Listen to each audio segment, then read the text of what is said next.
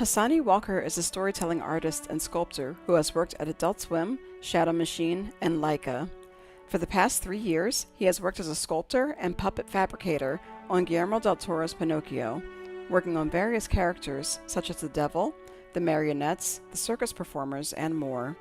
This prolific artist is currently pursuing personal projects and bringing beautiful puppets to life. Join us as we do a deep dive into his career, his beginnings, and how his artistic and career journey led him to work at Laika.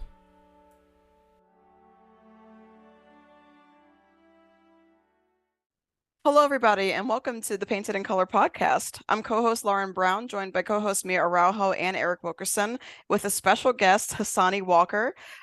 We are going to be interviewing Hasani today, who's most recently worked on Guillermo del Toro's Pinocchio as a sculptor, and so I cannot wait to dive in and get a sense of what his start was and how he got into the industry, and also show off some of his beautiful work. So, hi, Hasani, how you doing?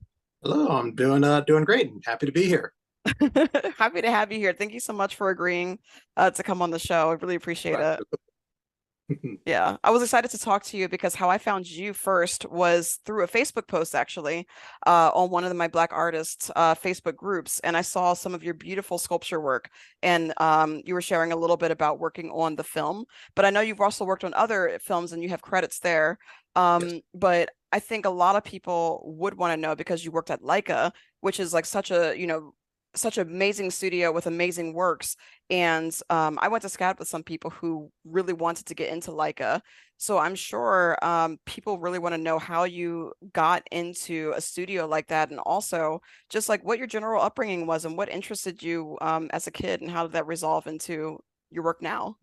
Oh, well, I've always been interested in sculpting and animation. I don't think there's ever been any other field of work that I ever wanted to get into, and it took me a while to get there. But as a kid, I was always sculpting characters. I wanted to do a stop motion film for a long time. I didn't get to until I think I was about 17 when I found a lot of equipment at my high school, and I made a stop motion film based on Edgar Allan Poe's The Raven. So that was like Oh, that was like about a year of my life just going in during lunch breaks at school, after school, early to school, during summer breaks. If a teacher was there, I'd ask them to let me know when you're there so I can come in and film some scenes of this. So I was always interested, always applying to places. I started going to expos, conventions, just trying to find recruiters to get into animation, and always posting my stuff online. And it was actually, I guess I feel like it was pretty late. It wasn't until like, I guess around like 34, 35 that I actually got to a studio. And that was after constantly going to an expo, and I was targeting Laika, but also a lot of other places. And I'd find a recruiter that would talk to me. And then every year I'd go back and I would talk to them again. And then I would email them. And I finally got an got a an email asking me if I was interested in a job at Laika. And actually, there is kind of there's a story to this. Because I got two emails. It was like I got nothing, and then Laika said that they're interested, and Sony Animation wanted to talk to me also. And they're like, "Oh, like this is great. It's like when's the job at Sony?" And it's like, "Oh, it's gonna start up in December. Like when's the job at Laika?" Like, "Oh, we're gonna do this in August." Like Laika is sooner, and it's definitely a little more towards sculpting and stop motion, which I want to be in. So I went for Laika, and I kept in contact with Sony. And it was like a year later that I talked to the recruiter at Sony, asked her, "So what were you crewing up for?" Like, "Oh, we had a few things going at that time. We were planning this animated Spider-Man movie." They're like, "Oh, oh man. uh, so that was, yeah, that was a little devastating, but still, I'm happy with what I went with. I'm happy with the people that I met. But when I got into Leica, I'm I'm from I'm from Phoenix, Arizona. I lived there all my life. So Leica called, and it's like in a few weeks I have to basically pack up my stuff and then go to Oregon, where I know no one. Luckily, there was a friend of my dad's that still lived there who we hadn't talked to in years. So we got in contact with him, and he helped me find a place. And I got into Leica, and the job that I got there, the first they asked me if I wanted to be like kind of interview for an animation position. And then they said that my work was a little too green for that. So then they offered me something called RPQA. And I found out that RPQA, it's rapid prototyping quality assurance. Hmm. And that is apparently the lowest tier job at Laika. And essentially, what you do is they 3D print the faces. We get the faces in large trays, we clean them, and then we sand them. We sand all these tiny little faces, and that's basically your whole day. And when I got there, people said, like, oh, yeah, once you get to this department, you never leave this department. But I was just thrilled to be in a studio. I had worked retail, I'd worked call centers. So this is the first time, like, well, I'm actually at a studio. So I'm sanding faces, but during my breaks, I'm going to go and I'm just going to see how everything is working. So I went around and I basically bothered everyone, asked, like, well, how do you do your job? What is this? What does this entail? And I also asked, like, how do I pitch to like it? It's like, well, I guess you can do it. Like, all right, well, what's the process on that? I want to try that too. And then there was a and sorry, I'm going to like the whole detail on how I No, this actually is great. Please okay. continue. Well, through asking all these questions around and learning all these other processes on how to build puppets and everything, I found out that Leica had a show in the break room where you can ask like to show your artwork, and they'll display it in the break room on a wall.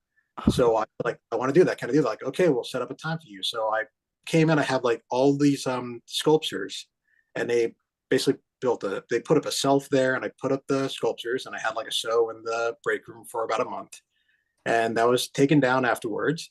And it was like 2 months later, I asked again, like, hey, can I do that again? And it's like, sure, if you want. So I made new sculptures and I put those up there. And this was all, oh, I forgot to say, this was all on Missing Link. And once Missing Link was done and we didn't know, like, what are we going to do after this? There was a woman there, Miela Paredes, who she went off to work at Shadowmachine on an Adult Swim show called The Shivering Truth. And she had seen how fast I was producing work because she saw like I had one art show, and then like 2 months later, it's like suddenly I had another art show with more sculptures. So when they were looking for sculptors on that show, she offered me a job on that. So I went from the lowest tier job at Leica to now I'm a character sculptor on a TV show, which was yeah, it was huge. It was definitely frightening, but yeah, it was nice working with people that I was familiar with. And the show, I mean, if you've seen the show, you can find it on, I think, on HBO Max and on Adult Swim. I sculpted a lot of the creatures on there, and most of the black characters I got to sculpt. There was one I didn't sculpt. It's an episode on there. Basically, there is a slave character, and they came up to me and they asked, like, do you want to sculpt the slave character? And I said, like, that's the first time I'm going to have to say I don't want to do that. It's like, okay, Yeah. well, we just had to ask. So every black character I sculpted. There's not many, but I sculpted except for that one. But yeah, that's just so that we don't. I don't know. It was kind of weird to work on, but while we were on it, there were rumors going around that new stop motion films were coming, and it's like, oh, there's this thing, Window Wild is coming, and also Guillermo's talking to the producers at Shadowmachine, so he might be reading something. And I was like, oh, is it Pinocchio? Because everyone heard about Pinocchio, and then it was canceled, and it came back, and it was canceled. And I was like, is Pinocchio actually going to happen? Like, how do we get on Pinocchio? And before I left Shivering Truth, I went up to Melanie Coombs, who was a producer on Shivering Truth, and I asked her, I said, so I'm going to be done at Shivering Truth in a while, and I don't know where I'm going to be, but I just want to know, should I stick around for Pinocchio? Like, I basically wanted to ask, like, will I be getting a job in that? And she said, well, I can't confirm anything, but you might want to stay in Portland for a while. So I stuck around Portland. I actually ended up back at Laika for a while. And if you want to get a higher job at Laika, they say that basically if you go there and you're on lower tier or anything, they won't like move you to something else. You have to leave and do something elsewhere Mm. if you want a better position. So I had been a Southern Truth. So when I came back, they let me be in the silicone department. So I was casting puppets for film 6, which is a film that we put a lot of work into. It's actually never going to come out. It was No. How long did y'all work on film 6 before you realized that it wasn't going to come out? I was on it for, I feel kind of ashamed that I wasn't on it for long because basically I went there because I needed a job. I went there for like maybe 2 or 3 months, and my thought was like, well, if I get a call for Pinocchio, I'm gonna leave. Yeah. And while on the job, I got an email from Melanie. I was like, "Would you like to be on Pinocchio?" Like, yes, yeah. So I'm gonna put in my 2 weeks, and I'm gonna go off the Shadow Machine. But basically, film six, I don't know what I can say on it, even though it's not gonna happen. But basically, it's a film that it is kind of sad that it didn't happen. I will say that it wasn't the best of films, probably. So when we like working out with like, is this going to actually be made? And when it was canceled, a lot of us were kind of like, yeah, that makes sense. Yeah. Like, yeah, it was one of How those. how far into the production was it before they canceled it? Was it all They had pre-production, or were you guys making stuff? they had sets build, and we Oh were man, Oh, wow. yeah. So I saw a few animation tests. I read the script. I watched the animatic for it. So they were pretty far in. So if you're ever thinking like, I mean, like right now, I'm sure a lot of people think like, well, Missing Link came out a while ago. It's taking a while for Laika to get to the next film. And that pretty much seems to be because we were working on the next film, Yeah. which probably would have been out now, but then that had to stop. And now they're starting up a new film. And Laika doesn't really like using assets from previous films. So they kind Yeah. of like build everything from scratch. So it wasn't like, I mean, there were things that we built and we sort of like, well, if we do this other project, which I can't say Wildwood, and we were thinking like, okay, if they do Wildwood, there are some things from film six that they could use if this gets canceled. But with the way that that studio works, once it was canceled, it was like everything needs to be scrapped, and then everything else is built up from the top. So it's Wow. still going to take a while. Damn. But yeah, I left that project. I went off to Pinocchio, and it was kind of a dizzying experience because I mean I've done sculpting on a Shivering Truth, which was like an Adult Swim show, and if you look at Adult Swim shows, that's kind of like you get in and they're not looking for like we need this to be like the best looking thing ever. Just like Yeah, just no. make it, yeah, just like whatever, just get it done. But then we're going to Pinocchio, and I keep friends keep telling like, oh yeah, like Guillermo del Toro, like he's very specific, so very detail oriented, and he wants everything to be perfect. And I'm walking in there, and one of the sculptors there was Toby Froud, and Toby Froud has been working in industry for a while. I mean, yeah, he's done sculpting on a lot of Leica things, a lot of Jim Henson stuff. Most people know him as the baby from Labyrinth, but he definitely does a lot more than that. Yeah. But he was there. He was kind of like the head sculptor, and I was going to be sitting like next to him. I was like, oh, like so you actually want me working with him? It was one of those things. Like, I mean, he's like top sculptor, Yeah. and you guys are actually concerned. Like, yeah, you work next to him. You're part of the team that he's on. Like, that's crazy that you're trusting me with that amount. And for a while, it was frightening. I mean, I did a sculpt for a puppet that actually didn't appear in it. There was one of the soldier characters that was actually cut, but that was kind of a test. And it wasn't until they gave me a marionette to sculpt, which Toby actually sculpted a devil marionette. And then they asked me like, well, we want to see what can you do with this. Like, let's see like how you sculpt one. And I sculpted up the devil marionette, and they actually preferred my version. So I got to sculpt all the marionettes that appear. Wow. Those are some of my favorite designs from the whole movie. So Yeah. Oh, thanks. Actually, Those were awesome. I have the devil actually got sort of a quick maquette made. Wow. So this Look is at the how original cool. maquette of him. That's amazing. Which I did take because and we did a whole cast of this, but he was sort of sitting on a corner in someone's desk just collecting dust after they did a cast of him. And as we were like packing up, I looked at her like, I'm gonna take that because I don't want Yeah. that to be. Yeah, Yeah, absolutely. Yeah, you can see he was starting to fall apart. So I was like, no, I'm gonna take him up. I'm gonna take care of him. Yeah, because I also loved that model too. Like that design was just great. And yeah, the fact that you sculpted that is just so cool. Sorry, I'm Oh, just no, it's fine. It's a lot of fun. It's I mean, going into art school, and you're always told like, oh, like you have to get the turnarounds, but it was something to be on a production And I don't think I've ever gotten a turnaround of a character that I have to sculpt. So it's always, here's the front view. It's like, what else? Like, that's all you get. So everything Wow. else I have to kind of just invent on myself. What kind of concept art do you usually get for sculptures? Like, is it rough, or is it a really clean concept sketch that you have to interpret? Or is it yeah, like what is the quality usually that you get on a film? It's, Pinocchio, it was, some characters were detailed. I mean, Pinocchio had a detailed sketch, Geppetto did.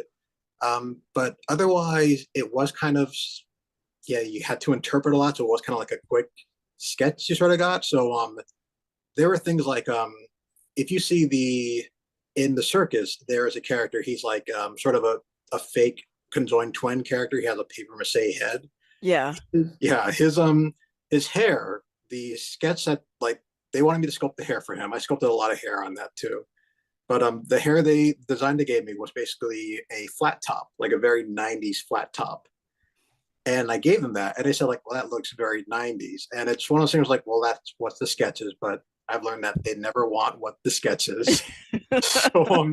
So they asked, like, well, let's look at something older. So then they gave me a picture from Dick Tracy, the villain flat top, which was kind of the same thing. And they didn't like that. So then they basically said, like, it's kind of like with the devil, like, okay, well, just do your own thing and see what you can come up with. So I got a picture of pictures of Houdini, and I started to do this very like curled sort of theatrical tint design with it. So when you see his hair, like, it is a flat top, but there's like, it almost like it almost looks like a banister.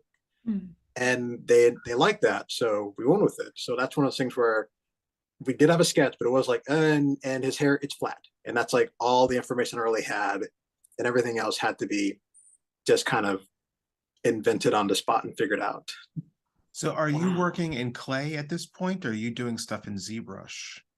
I'm working in clay. All clay? Okay. Yes. Yeah. Um, I mean, is it Laika is a lot of ZBrush, but for Pinocchio, Guillermo definitely want to like hands-on stop motion, which is all just clay and doing stone molds. Whereas Laika, it's ZBrush, and you actually like 3D print the molds. So there's a lot of 3D printing in Laika. so Gotcha. for the clay that what kind of clay were you using? Just out of curiosity.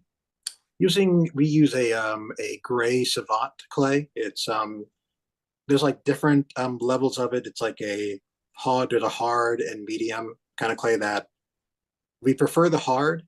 And with that, it's so hard that we actually get a crock pot. There's like large crock pots in the studio that we put the clay into, and we just have to melt it down and then basically like slather it onto an armature and let it harden. And then you're basically carving out the character. Wow. So it's That's what it's a okay. subtractive kind of method that you all use. Yeah. Yeah, I That was going to is ask you if you're using a hair dryer or a blowtorch or something like that. not we the do blowtorch. we do have a blowtorch. Yeah. We have a small torch. So basically, when you want to smooth out the character, I mean, you get all those, like, you get all the forms on there. But if you want to smooth out, there's a few different layers of smoothing out. Alcohol will kind of melt it, so you're brushing alcohol in it, and that smooths out a little. If you want to really smooth it out, we get a blowtorch, and you just blow the flame around it, and that'll melt it down and make a smooth surface. And then you just get an aerosol can and just like one of these, you just hold it Yeah. up down, and you just freeze it up before you touch it because it's going to be hot. And yeah, smooth down again with alcohol, and yeah, you'll have a smooth sculpt. I am fascinated by this work. This is awesome. I just have to say. Because I haven't sculpted in a long time, and so it's an art form that I really appreciate when people can do so well, especially without much like reference or having to go off of a really detailed model. And so, yeah, because I know that you've been sculpting since you were a kid, so you just have an instinct for it instead of using a specific drawing, or do you also draw your own concepts too and sculpt off of those? What is your Um, preferred process, I guess, is what I'm asking.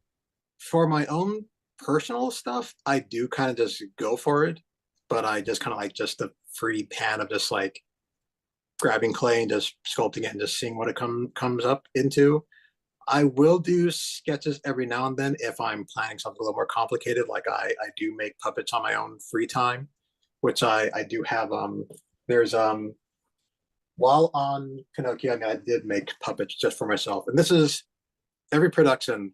Once a production's done, there's a ton of leftover silicone, and basically, if the silicone's not used, it gets thrown out. So I will look around and say like, well, like if you're not going to use this, can I take it? Yeah.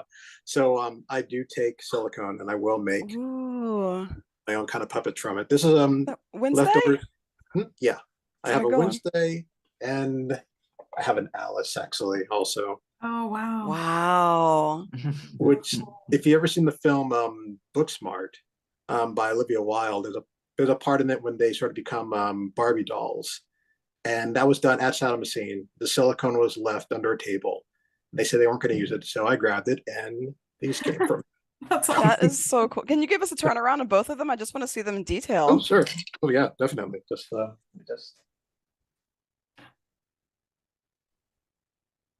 Dang.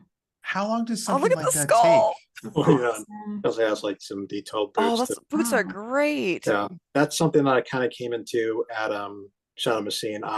A lot of I guess most of the characters Sue's on Pinocchio I actually sculpted, so that sort of became a gift. Also, she is built like a Pinocchio background puppet, except I do replacement faces, so she does have Oh, wow. Whoa. it just kind of snaps back on. Amazing. And the Wednesday puppet, which she's Oh, also look at made. the braids. Oh yeah, That's so cool. yeah, and try to do detailed shoes on her too. Yeah, nice spats. That's great. Yeah. Oh, yeah. And of course, he also has the replacement faces. That is so awesome. So is that fully posable? Oh yeah, absolutely. She is. Oh, let me get her face back on. Right. So does that have like the armature wire or something Oh, it in does. there, or what kind? Okay. Yeah, this is all armature wire. I was going to do ball and socket. Ball and socket is very expensive, so Mm. I plan to use ball and socket for just my own original characters. There is a stop motion web series I've been trying to put together. I did a few episodes, and now I kind of do one with everything I've learned. Wow. So I'm saving my ball and sockets for that. And That's So fair. otherwise, aluminum wire. So I don't want to. Oh, no, go on. No, I just do it. Do it. Go for it, Eric. So like I absolutely have so much respect for what you do. I do like amateur maquette stuff for my illustrations, but I'm just blown away by what you do. So I have just like a ton of technical nerdy questions for you, but I won't bombard you with them all at once. I mean, it's So the ball and socket, that's a type of armature? yes. Okay. So if you look at any behind the scenes of like Night Before Christmas and on Pinocchio, actually Pinocchio is a full-on ball and socket armature that we don't have skin over, since you can actually see his joints in it. Oh, yeah. Yeah, those are all machined parts. Some of them we got from McKinnon and Saunders in London. Other ones came from another artist who Patrick Zung. I forget where he's located at, but we'd order them from him, or we would actually machine them in the studio, which I actually got to learn a little bit of that. So there are mech faces in the film in Pinocchio that actually needed armature work done in them, and they have like ball and sockets for the jaws, so we actually have to put those together in the studio. Wow. So that's all over top or underneath a silicone mold? Yes. Okay. We build that, and then after we build that, we do sort of put film around it to kind of protect all the ball and sockets in there, because you don't want to get silicone into those areas, because that'll like make it hard to move. Yeah. But yeah, once you have that, then you lay the puppet up. You inject silicone into it, and then it gets painted up and clothed over, and then it becomes a full-on puppet that's very tricky to adjust, because you still need to adjust it for animators. So you have to get into those joints through the silicone. Oh. And you have animators that like the joints to be like really hard to move, because they're doing very like slow movements, or very loose because they're going to do fast movements on it. So when you get to that, and this is something where after the film, after we had our puppets done, I moved from sculpting and silicone to Puppet Hospital. And Puppet Hospital, yeah, basically, once a puppet gets like torn, they come to our puppet area and we have to like open it up and fix them. Or if an animator is on set and like something feels loose, we have to go on set, try not to move anything, and we take an Allen key and have to reach into the set and get into a joint in the puppet. And the thing is, you can't really see exactly where the joint is. There's nothing really telling you. So it's essentially like if you have to adjust like a neck or a shoulder or a shrug in Geppetto, and you're just told like, okay, it's somewhere in here. So you basically have to take the key, poke it in, and just keep looking until you actually get a nice slot into there, and then adjust it however you need to. Wow. Yeah. Eric, your face is everything. There's just that's so much more complex than I ever would have ever imagined. It was definitely frightening. After a while, I got so used to it that I remember during the weekend I was doing overtime, and the wood spirit, or I guess the blue fairy of our film, she needed an adjustment, and someone went on set and she's like, well, we need to adjust her arm, and I can't get to it.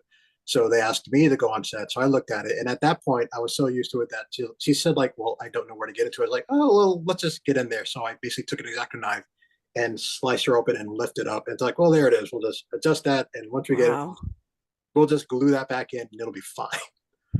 So you move from just like, well, I got to get there exactly right and make sure I don't move anything, to like, you know what, I'm just going to get to it, and then I'll just fix whatever I damaged later. Wow. By that point, you're like jaded. You're like, yeah, I've done this a million times before. Yeah, it's fine. You know what, the puppets, like, yeah, we'll fix them. And the thing is, the animators are surprisingly rough with the puppets. So yeah, it's one so like, well, I mean, they're kind of rough with them. They're going to get roughed up.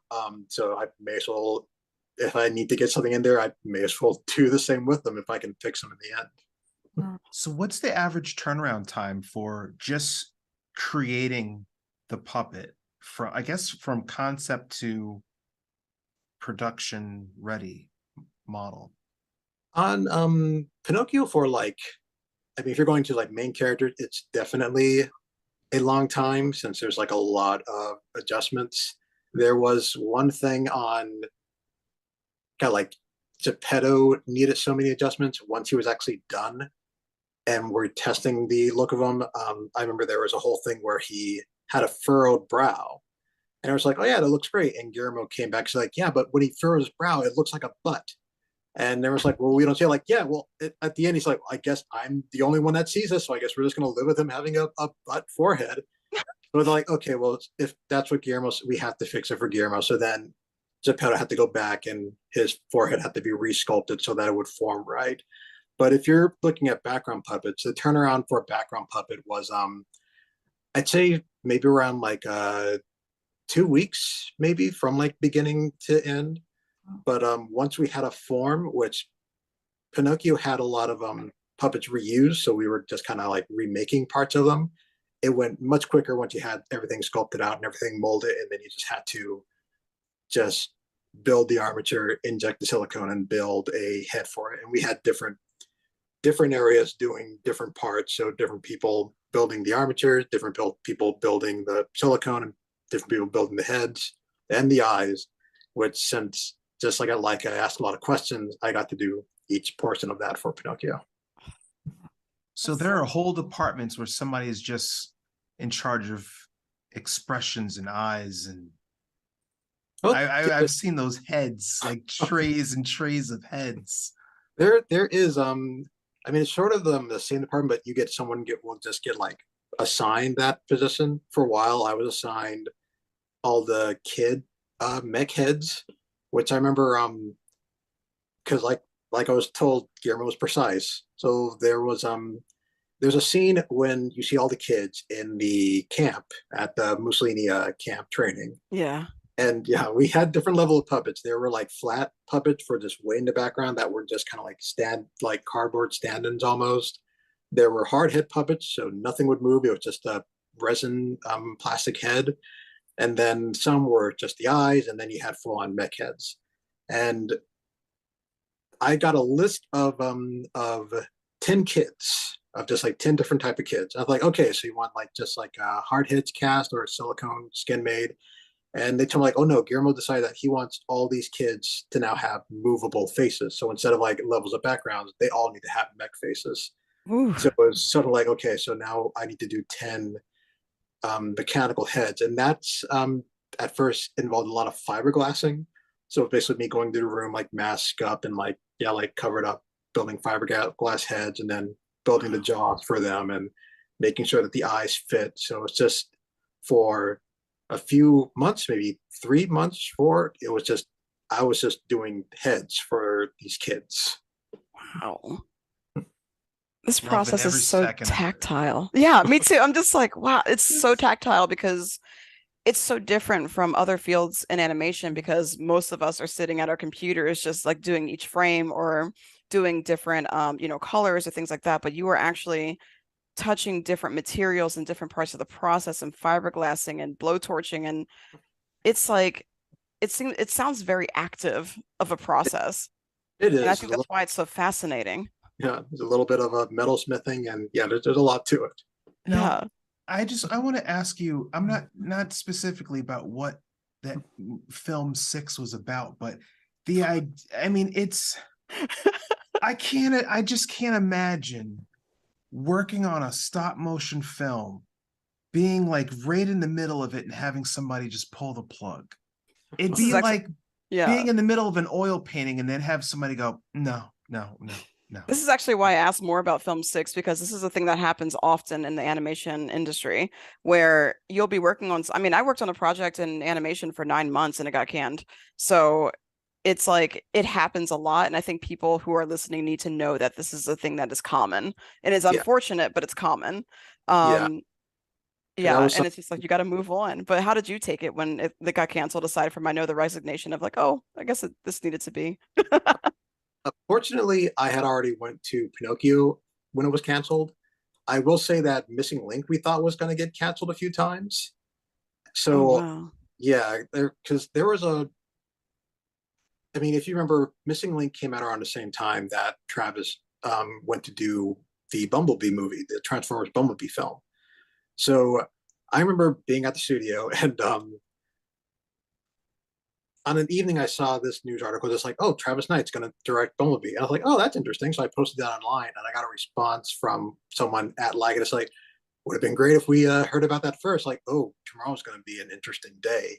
And it was something where we went there, we went in, there was a meeting called, and basically we were told like, well, no, it's all just rumors. It's not true. Like, don't listen to that. And then basically like a week later, Travis left and went to go do Bumblebee. So a lot of us thinking like, oh, is the studio going to be like just gone? Like, is he off to just go do these live action things now? Because the thing is, I mean, Travis basically owns the studio, so we kind of have to move to what he does. And the answer to him leaving became, well, no, the studio's not done. We're just going to sort of shut down for a little while until he comes back.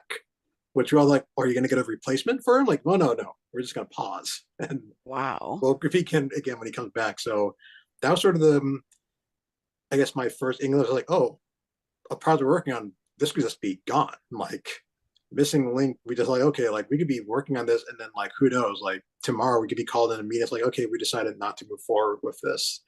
So it was something that I've heard a lot in animation studios. Actually being there, I don't think I was like devastated. It was more like, oh yeah, this is, I've heard about this. So it was kind of like more like that kind of like, oh yeah, this is how like I've read about this in animation magazine. Like there it is. Yeah, legend So, has it that this is a thing that can happen. yeah, Well, the same thing happened with LucasArts when Disney bought Lucas everything. They had a game, Star Wars 1313, that was I supposed to remember come that. out. Yeah. And that game looked awesome. I was looking forward to that. And then to have it be pulled like that. I just think of all the people that worked on something and then to have it just go whoosh. Yeah, So We're yeah, working it's on a Star Wars mobile game that got canned as well. Or I'd actually, yeah, I think it's dead by now, but yeah, it happens a lot. yeah, yeah. There are full scenes in Pinocchio that we spent a long time working on that were cut from the film. like there was a scene where if you remember the film when Pinocchio performed for Mussolini, at the end Mussolini says just shoot them and burn it all down, and the right hand man pulls out a gun, shoots Pinocchio, and then suddenly Pinocchio is in the afterlife. There's a whole scene that was filmed after that moment Hmm. where you see Pinocchio and Volpe brought out to the beach and they're blindfolded and they're going to be shot.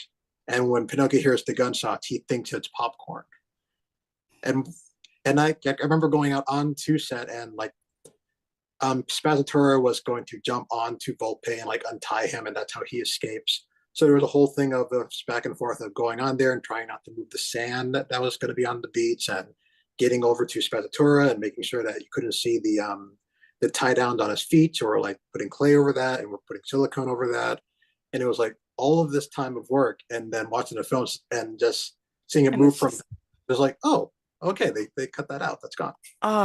it's just not there. I mean, it That's what. definitely. I mean, when that was the kind of film, it was interesting to watch because when I watched the first cut of it, I remember watching it, like, oh, this doesn't really move too well. Like, I remember talking to people and they're like, yeah, like the film kind of has these pacing problems. And then when we watched the full film, it's like, oh, they took all that out. Okay, this is fine. So it was fully understandable why they took things out, but it was something to see, like, yeah, we spent like all this time on this set and doing this, and then it's like it's just so easy to just go like, oh well, we don't really need that. So just yeah, just get rid of that. Wow. Now, here's something I'm curious about. It's a little bit separate from the topic, but just an overall thing. Where were you working during, like, when the pandemic had hit? I was on Pinocchio, You were and on Pinocchio. yes, and we actually did work from home, which work from home on a stop motion film is very interesting. I was going to ask you that because most animation jobs are like, all digital. So, it was, I'm not going to say easy, but fairly, straightforward in comparison to switching to that medium of just working from home. So, what was it like working from home on a stop motion film? Yeah, and I see Eric look like you have questions on how that works again. I'm just waiting for the answer Like, because how the I'm like, heck is did there a y'all lot do? of green screen? Or I don't know. I Well, can't even essentially, imagine. I remember going to the studio and I was like, less and less people were coming to the studio. And then we were told, like, okay, the studio is going to close down, like Netflix and Shadowmachine brought an order, like, okay, they wanted to close down. So we were told, grab what you can, like, grab whatever clay you need, whatever puppet you're working on, and take it home with you. If you live with higher ups and basically get approval and get notes on them, we had a runner, and she would basically you'd have to message her, and if you needed something at the studio, she had a key to the studio, so you can go and pick it up and bring it to your place. And then you had to kind of coordinate with everyone else. So it was like I would see a puppet at home. Once I was done, I would call her and tell, like, okay, it's done. This can go to costuming. So she'd come and pick up the puppet, drive it over to someone in costuming, and then they'd costume the puppet. So, and then once it was done, there were still stages at the studio, which with stage at studio, there's not a lot of people on them. It's just one animator. So basically, once a puppet was done, the animators were still at the studio. So then the puppet would be driven to the studio and then be given to the animators so they can continue filming. Wow. Wow.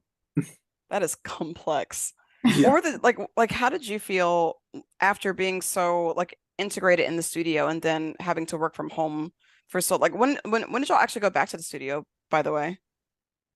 It took and I feel like it was about like half a year or more before we actually went back.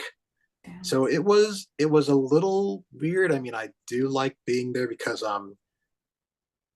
and this probably comes from the whole, like, when I said that's trying to my first time I was in film and going to school during summer breaks. When I am at work, I show up early. So it's like, okay, I'm 30 minutes early. I can work on something on my own for 30 minutes because I have ventilation, and I will stay after work to work on my own things. So I'm just in a one bedroom apartment. So when the studio is open to me, it's like, okay, I can go and I can do something. And then when it wasn't available, and it's like, well, I can only sculpt things, but I can't cast silicone here. It was kind of a mind numbing, but they had this whole. I mean, one of the things they did, which was kind of clever, almost might even sound like a cheat. You would work on puppets and things for Pinocchio, but they also said if you can work on something to help build your skill, you can do that too, something that could help the studio. So if you want to learn ZBrush, if you want to learn Maya, now's your chance. You can do that too if you don't have room to do like stone casting or anything. But yeah, it was an adjustment. Yeah, I could imagine. And like it's also like really cool to just like hear the things that you had focus on. Is hair and shoes your favorite things to work on? Like out of the whole sculptures, like your preferred detail? They kind of did become like that. I think one of the things that really moved to that is I've learned that there's a lot of live action people getting to animation now. And you can kind of tell who are the live action directors by the way they do characters in their films, because they all need to look like realistic people. And truth be said, and that's just probably like in any studio, that is always kind of the dullest thing to work on. It's just like, what are we making? People. Like, all right, it's all people. And even on Pinocchio, just like, all right, so we're making like kind of a, if you look at the first sculpts of Pinocchio or Geppetto and Pinocchio, they're very stylized. And I think they moved away from that because it could easily look like a Henry Selick film. So they went a little more realistic. They're still stylized, but we were still told to go a little more realistic. So when doing Sue's, it just felt like a different kind of thing. And hair also was like a little more inventive. Yeah. And yeah, I found that I honestly really do like sculpting up the hair and Sue's. So that has become a thing even on the show I'm on right now, In the Know. All the character Sue's I actually like. Yeah, when the show comes out, like all the character Sue's I got the sculpt on all of them. I've been doing some character background characters sketches or sculpts on them, and the faces always need to look we always need, Toby Fried is still on that project too, so they need to look as realistic as Toby does them, and Toby does them like very realistically. So I'm still kind of trying to get to that, but when it gets to the hair, I'm always able to do well in the hair because the hair is a lot more. Yeah, there's a more of a flow you can kind of just invent with the hair. It's more expressive with it. Yeah, definitely. So I have that has become that in creatures. So I guess almost anything other than people. Creatures are the best too. Yeah. Gosh, I have so many questions. Oh, Yeah, go on, no, Mia. I had one, but it was a slight segue right from process. But I'm just curious from the outside looking in, because there aren't a lot of stop motion animated projects. It seems like it's a smaller industry in terms of people who work on them and stuff. And I guess I'm just curious from what you're telling. It sounds like you went from project to project ever since you moved to Portland. But is that true, or were there gaps where you weren't working on animated films and you had to work on other stuff? I'm just curious. There were kind of gaps, not like too long of gaps.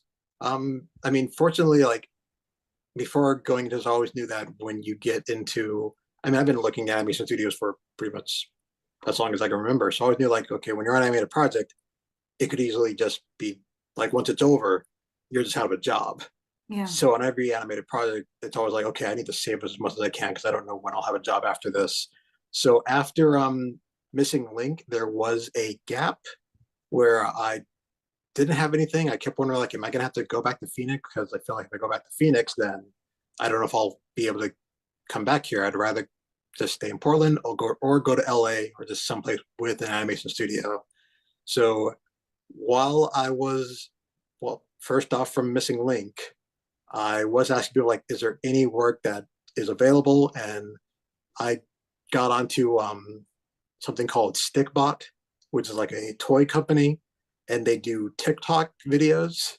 So I would actually get for like half a year, I would get a quick clip of a viral TikTok video, and then they'd send me the toys for Stickbot, and they had me basically film a 30-second clip, like animate a 30-second thing for this TikTok account. And that became my job for a while. And it didn't bring in much, but it was just like, okay, this is enough to at least get me through to something. And yeah, fortunately, Shivering Truth came along and jumped onto that. And then after Pinocchio, I was in a panic. I still get into panics after work. Like, am I going to find a job again? And I've been told by people that, well, it's like you've been on like a certain number of projects, like you're in this system, like you'll be called again, like just calm down. And that's still hard for me to understand. when you go on gotta figure what they called it. Unemployment after an animation job. Yeah. The people here who have been working in this industry for years, they're like, "Oh yeah, it's fun employment." Like fun employment, but I don't know if I'm gonna find it. Like, no, you'll find something. Just it's gonna be fine. So after Pinocchio, I was like, well, I don't know if I am gonna find something. And then like I think 5 months later, I got the call for In the Know. I was like, okay. So I just gotta learn like, okay, like, yeah, I'll find something. It's just adjusting to those long 5 months. Yes, it It's is. like having to prepare yourself for the eventuality that it might be that half a year. Yeah. Not doing what you actually love, but also having to be confident in knowing, well, I know what I'm doing and I've been on this many films. So no, that's cool. Definitely. And I don't want to go back to retail. No, definitely or not. call centers. Who does? Yeah, it is nerve-wracking though, like too, because especially when you first get into the animation industry, when you encounter like we would have hiatus where like we knew that we didn't have work currently and we weren't getting paid, but we knew that we were guaranteed to come back, like to, be able to come back after 2 or 3 months and sometimes 5 months to 6 months. But yeah, during that period of time where you're like not getting paid, you're just like, okay, like what am I gonna do? And you hope you've saved enough money to survive and get by. But what would you generally do over those periods of time? Like how would you occupy aside from, the smaller projects and stuff? Aside from, I guess, like anything I could find to work on, I mean, there was a lot of my own personal stuff. There was actually something I started, I think I started it at Laika, where I started doing quick little comics and posting them on Instagram. They were like daily things that I'd post, which became like a weird sort of exercise. And they were kind of like, they were definitely kind of like fan comics, but they definitely started to grow a following. And that became sort of my thing of just like, every day I'd post 10 pages of a comic, which I kept that going even once I got onto Pinocchio, which that became a little distressing. Yeah. I just remember like Toby Froud would come in and he asked like, "Oh, what's going to happen in the comic? What's going to happen tomorrow?" It's like, I have no idea. I need to make it when I get home. Oh my God. But you said 10 pages Yes. every day? Yeah. How? What? Wait, like how long would this take you? God, like there was, God, I remember they were okay. I mean, the comic, they're not like fully detailed, maybe a little bit. They were mainly based on jokes. The first one was the first one was a joke that I told at Laika. And I remember someone had stickers that they put on our desk. And they had Disney stickers and something else. And I got a sticker of Goofy, Mickey Mouse, and just a duck. Just a duck. Just a duck. And I looked at that like, what if Donald Duck had to face an actual duck? What would that be like? It became like this weird joke I kept going with. And so I was like, well, like you should like make an animation or something out of that. And I'm like, well, I'm not gonna do an animation, but I'll make a quick little comic. And at first it was a joke comic of Mickey Mouse getting a pet duck and Daffy facing that. And then it grew into this daily existential crisis of this character. Like question like, what am I? What is my life? And what is purpose? And it just became like this weird thing that went to a conclusion. And then after Missing Link, it's like, well, what am I gonna do now? I think I'll make another comic. And it was easy then, and then got into Pinocchio, and then it was hard because I was still doing like daily things. And then when COVID started, when we actually got into the whole quarantine thing, that's when I started another one to like, I got time, which that was a mistake. That went on for over a year, the third comic I did. So it was like over a year of daily postings of a story that I was doing. God. Yeah, I think like when I look, I forget exactly how many pages it has. I remember when I reached 100, like 100, I'm still not done. The story's still going. So I definitely find ways to occupy myself. You can actually see these comics on my website. Oh, I would love to see them. That's awesome. The one he's talking about is called Identity Duck Crisis. Is that the one? Yeah. Identity Duck Crisis. Yeah. Perfect. I'm looking at it now. It's really nice. there's an identity duck crisis, and that was just a question of Donald Duck. And then another time I started asking Pete, asking like, what if Sally didn't have Jack Skellington to go to when she left the doctor? And then that became a long comic of just like Sally like finding her own self. And then the one during quarantine, that was probably the deepest one I did that I still add on to. It was basically like a Roger Rabbit style sort of thing, but it went into this whole kind of like facing trauma. So yeah, they started out as a joke. Clearly they went into like something else completely. Yeah. But yeah, that one went for like a year. And that one became the most complicated because there was a moment in that comic where a character finds another character through their Instagram page. Like they think they're gone. They think they're in trouble, and they decide, well, check them online, and they find an Instagram page and they find an update. And I thought it'd be fun if I could actually make that Instagram page so that people could actually look at that online. So then that became so then essentially I was working on Pinocchio, I was doing a daily comic, and then I was managing my own Instagram page and now a fake Instagram page that I made fake images for to make it look like, okay, the story exists. And so then that became a whole thing that I'm still managing that to this day. Oh my gosh. How That do you have is, the energy to do it? Like, is it because it's drawing and your work at work is more physical, like that you have the bandwidth to do both and you're not burnt out? Like, I want to understand like how you can balance both. that's what I want to understand too. It's and I mean, I honestly, I mean, the I guess like what I do at work is also what I do just to kind of relax at home. So it's just like, oh, like I kind of need to unwind. So like I need to unwind from building puppets all day.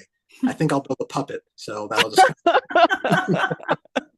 and the whole sketch things, the whole comic stuff that became a sort of an exercise in storytelling because nothing I posted had a script. Everything was I would post something and I had no idea what the story was going to be the next day. So it was me getting home to like, okay, well, what happens? I just need to figure this out. And I was just like quickly do a sketch. There were moments when it would be me before going to work. I'd get up early so I can finish the sketch. I remember there Wow. was one day when I was posting and I saw that I had typed something wrong in the word box. So during lunchtime, I was going through trying to find what's an app I can have on my phone so I can just upload, like download an image, change it so that I can actually put this up daily, like this daily comic so that it doesn't have a typo in it. So, but yeah, I guess that doesn't really answer the question of where do I find time, which I get that question a lot. I honestly, I guess I don't know. I'm like struggling with drawing like small things right now. I'm just like, how do you like, so do like, so I also want to know what Mia asked. Do you ever feel burnt out like from the process or from, having all these different things that you're focusing your attention on? I have felt burnout once, Yeah. near the end of Pinocchio, and that was kind of a surprise. I remember like I thought I was getting sick. I kept thinking like I think I need to get like my blood checked or something because there's like something wrong. And people were telling like, oh no, like you're burnt out. And there's a day when I told our supervisor like I think I need to go home for a while because I'm just feeling like I just felt like completely just like off, and I had to. Everyone's like, well, yeah, like go home and don't work at anything because I think everyone at the studio knows that when I go home, like if I'm sick, what that means is I'm not going to go home and like, I mean, I'm going to try to not be sick, but it's going to be like, okay, I'm going to go take some cold medicine, sit down, get my computer, maybe model something for this other project and maybe sculpt this thing for this other thing. So that was the first time like I got home like, oh, like, I think I should just go to bed for the day. And it was like such a weird idea. Like, I guess I'm just going to sleep all day. You need to rest, Hasani. Rest is so important. I think it's really easy, especially when you're very passionate about something, to lose sight of the fact of how productive rest can actually become, and like to not do something with your free time. Um, Yeah, so yeah. definitely. Yeah. So yeah, I'm learning. I was like kind of like knew that earlier, but I'm actually God, that's a I remember going to DreamWorks and hearing about someone that kind of like burnt themselves out, but they went to the point where I think their lungs collapsed, like they were so stressed. Oh my God. And yeah, like someone told me that, and I took the wrong thing from that story, because when I heard that, I thought like, oh, so is that what I need to do to get here? And it's like, no, do not work yourself like that. Like, okay, but I mean, like, if that's what you guys need from me. Oh So no. that was like before I was ever in a studio. I was just like, I gotta like I just need to get my foot in the door. So yeah, I know better now. That's Just good. do as much as you can Goodness. until your lungs collapse. That's That's yeah. the gauge of how this hard you gets- should be. Yeah, That's the how hard- gauge. until your lungs collapse. Then I know I've made it. Anybody listening to Yeah. this episode, please don't ever do Oh, yeah. Do not That's take not that good advice. advice. You don't do that. In fact, one thing I've learned, because they always say like, well, how do you get into this? Like, oh, like you got to draw every day.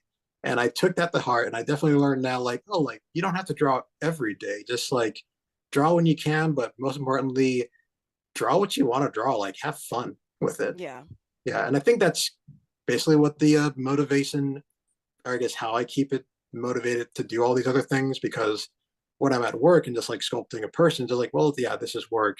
But then when I get home, like I can just have fun with what I do. So it's like, well, no, I'm not just sculpting people. I can sculpt characters that I like, my own characters that I want to do. I can tell the stories that I want to tell, and it's definitely it's exciting to like the comics were a huge exciting thing for me. Like just kind of writing a story and just thinking like, okay, I'm gonna post this 10-page things tomorrow, and I'm gonna see what people think of this, and I want to see like where they guess the stories gonna go. I still look at the comments that I've gotten on all the comics that I posted, so I still go back and like I don't read through the comics. I don't read the comics. I read through the comments and see like, okay, I just want to remember like that people enjoyed this. Yeah. That's awesome. Always a good reminder. I have a question. You said that when you got to Laika, you were like asking different departments, how do you do this? How do you do that? And you said that you had asked like how do you pitch an idea Yes. to Laika? So do you have aspirations for creating your own IP or making your own Absolutely. In fact, right now I don't know how much I can say. I have I mean actually there is kind of a story to that. I don't know if you want, do you mind if I go into that? please? Oh, Please.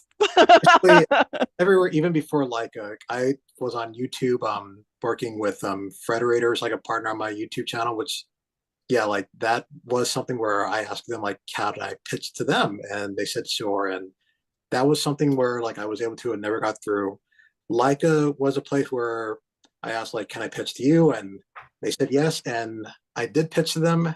Truth be said, they rejected my idea immediately.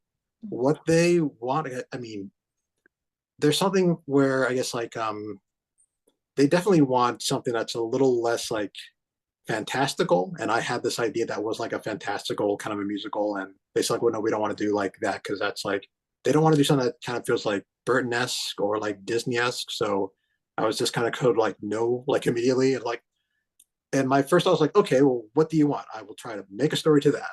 And I was gone before I could pitch again. But then at Shadowmachine, I tried again. I was asked like, well, how do I pitch to you guys? And it's like, well, you can make a kind of a pitch deck for us if you want. Like, okay, yes, like show me an example and I'll do that. And I kept making that and sending it to them. And eventually, when I was on Pinocchio, I was still doing that. I was always constantly asking about that. And fortunately, while on Pinocchio, I went to CTN, the Creative Talent Networking Expo. Yeah. And, yeah, and there was someone, one of the people at Netflix that works in animation, one of the head people there. She did a talk, and then she was talking to someone after her after her presentation, and I popped in. It's like, oh, hey, I work on Pinocchio, and that was just like my way to get into the conversation, just to say, like, hey, I'm on this thing. And at the end, she said, like, well, if you guys ever have any ideas, let me know. And I stopped her and said, well, are you serious? Because I would love to do that. And she gave me her card. So I sent her an email. I told her I have 3 ideas. I'd love to set up a time and pitch them to you. So she said, sure. So we had a time. I did a Zoom meeting at Shadowmachine, and I pitched 3 ideas. They looked over them and they rejected them. So then 3 months later, I sent her email, said I have 3 more ideas. I'd love to meet with you and pitch them. So we did it again. They were rejected. And she's like, well, your ideas seem a little more like cerebral kind of things. So not much like just for kids. They seem more like they might be like a teen sort of idea. Would you like to pitch to our animation feature department? I said, yes, absolutely. So I got another contact. So I would contact my the first person. I said, I have 3 other ideas I want to pitch to you. And then I contact the person that the information she gave me. I said, 3 ideas for you. I want to pitch to you. So then, and the other thing about that, every time I was pitching an idea, I wanted them to be as clear as possible. So sometimes I'd have an idea, we'd have a meeting, and then I would immediately go and I would make a presentation. And that would include up to 15 concept images for the idea. So because I wanted to show like slides like, okay, here's the main character, here's the setting, here's the vibe. So every pitch was like that, like, okay, so here's a poster, here's everything you need to know about it. Basically, it's like, okay, it looks like this thing is already made in my mind. This is what it'll look like, so you know 100%. Every pitch was like that. And eventually, after constantly talking to the feature department and the kids and family department, the feature department, Katie Mullins at Netflix, she said, well, we like your ideas, but we kind of wish you had more of a backing behind it, like more of a team. Would you like me to introduce you to some agents that I know that can help you put this together? I said, absolutely. So then she got me into meetings with agents, and I selected, I talked to people at UTA, and UTA said, like, yeah, we'll help you put this together. They looked at my ideas, and it's like, well, do you have a lot going on here? Would you also like a management team to help get this together? Also, it's like, yes, absolutely. So I met with management teams, got connected with Grandview, so now I have UTA and Grandview helping me. And right now, like, they have my ideas. We're trying to get them out there. We've actually met with different studios. And right now, I don't know how much I can say. I will say that I do have a producer at the moment. We do have a writer, and we are just looking for a buyer. So something like a studio to hopefully buy the idea so that we can actually get into production. So that's where we're at right now. So we're trying to get something. I'm trying as hard as I can to get an idea out there. That's fantastic. Wild. Yeah. So you're making literally 3, you were making 3 pitch decks like every 3 months, each of them with like at least 15 pieces of concept art and like a breakdown of like this world and setting and everything. Yes. Oh, and doing your comics still. Yes. And I just love the persistence. Like, I mean, freaking congratulations. Like, you like freaking earned that. And it's so amazing just hearing how you would take the feedback from each one and just like, I even just love that pivot of like, here's 3 ideas for you and 3 ideas for you, like to both of the contacts. God, it was just like amazing. Like unfettered too. Yeah, after the first 2 no's, I would have just gone back to work. But you're like, all right, bet. All right, like, here's some more. No, but haven't you heard by now, Eric? Hasani don't do it like that. The thing that Laika gave me a list of things they didn't want in a film, and it was like such a. When I told someone recently, like the list they gave me, it's like, oh no, that list wasn't like this is what you need. They're basically telling you they don't want you to pitch to them, because the list was like a lot of things, like no musicals, nothing too fantastical. It needs to be like grounded.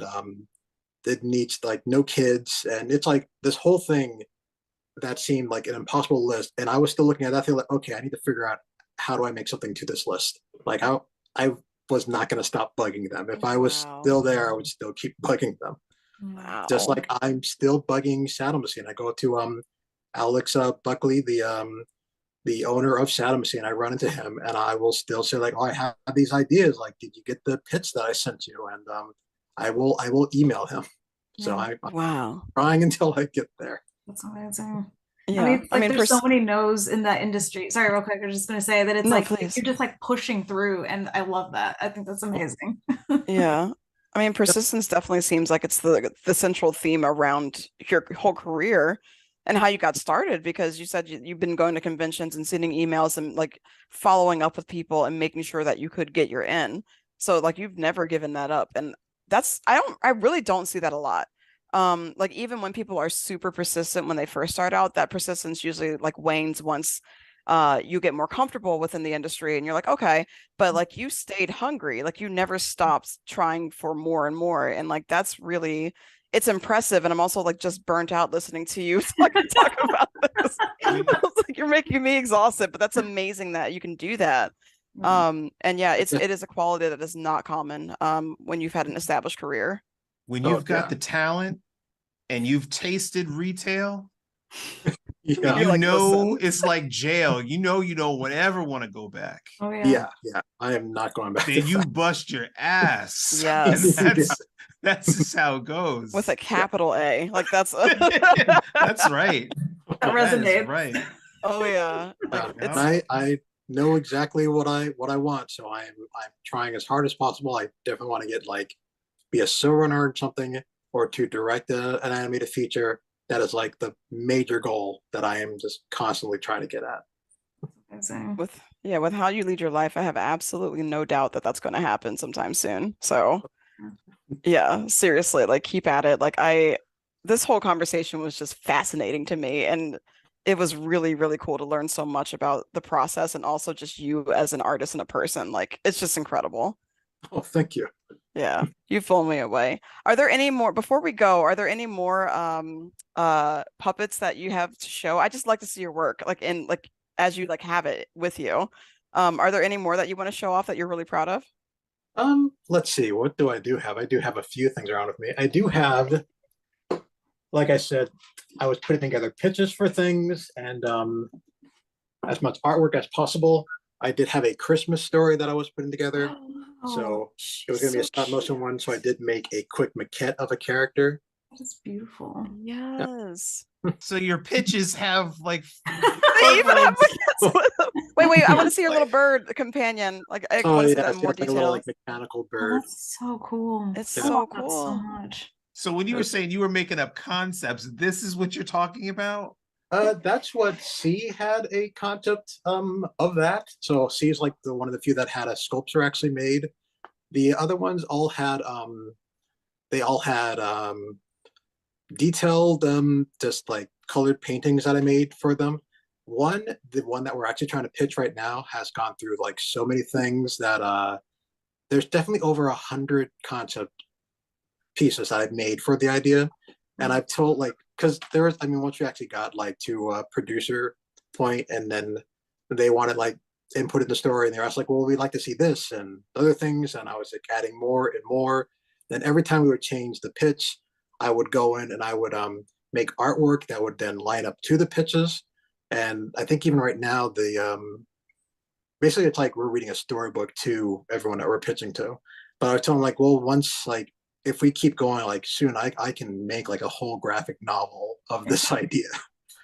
Yeah, they all have yeah, I mean C has the one sculpture, the other ones have not gotten a sculpture made of them, but I have offered to do that for the idea with the producers. I have been told that at this point they say let's wait until we actually get to a part where we have a buyer so that you're being paid to do this rather than you constantly creating all this work for it. Because I mean, I'll make the movie if I have to. Yeah. Oh, I know you will. What's your target demographic? Like what age? Mainly my stuff usually goes for like usually identifies with young adults, definitely that kind of like TikTok sort of group, and a lot of Burton-esque kind of things. Yeah, so I'm definitely more of a 90s Burton sort of style.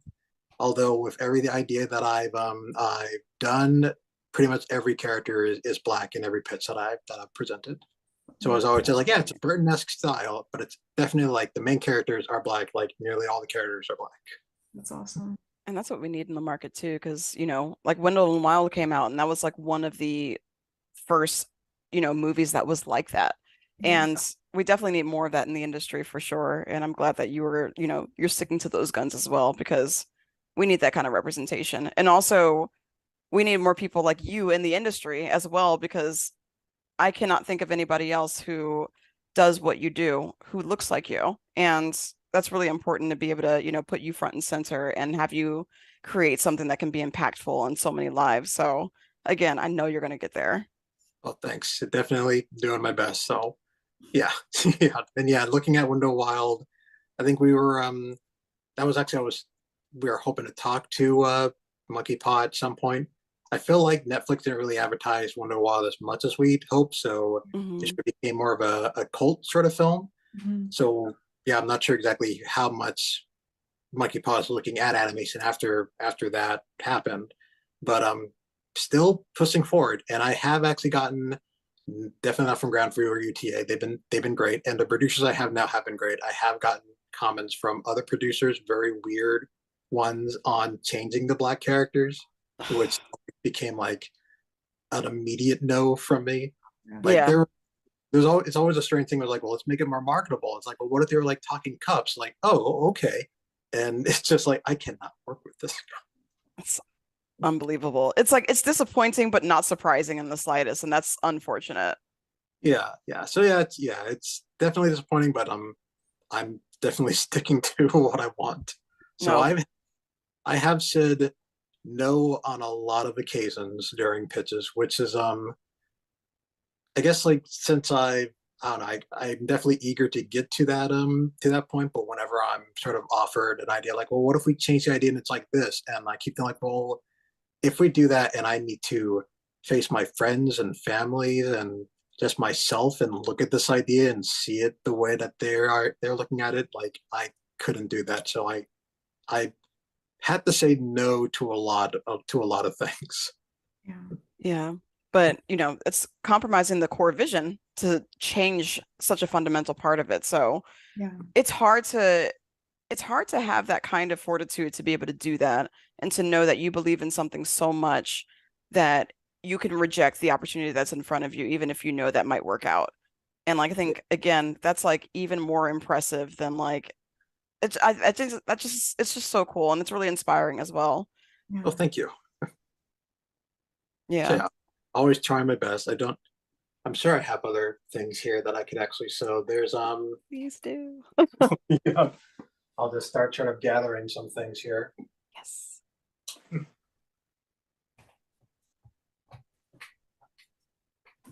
Which I do have a Pinocchio head with me. Oh, whoa. Oh, wow. It's amazing.